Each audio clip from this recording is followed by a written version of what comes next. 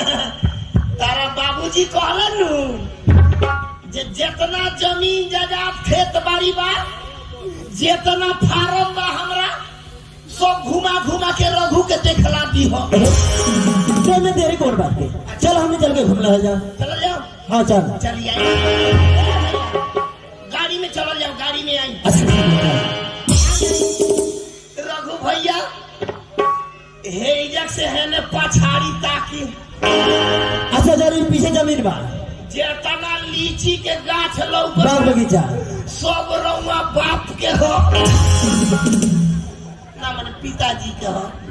इज्जत से बात कर। ए रघु भैया हई फार्म देखो तनी।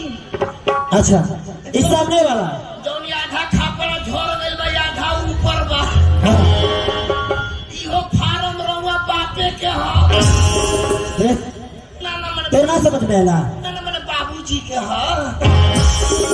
अच्छा बता बस इतना ही बाकी और कुछ बात ना ये रघु भैया चलो चलो हम फुलवारी और ले चलता नहीं। अरे अपना पोखरा और अच्छा चल चल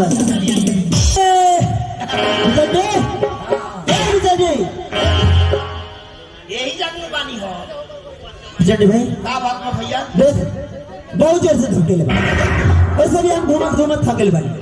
अच्छा चल के बगीचा में थोड़ा आराम कर ले थोड़ा देर अपना बगीचा में आराम कर लवर जाई ओकरे बाद में अपना पोखरा में से मछली निकालल जाई। अच्छा ठीक है चल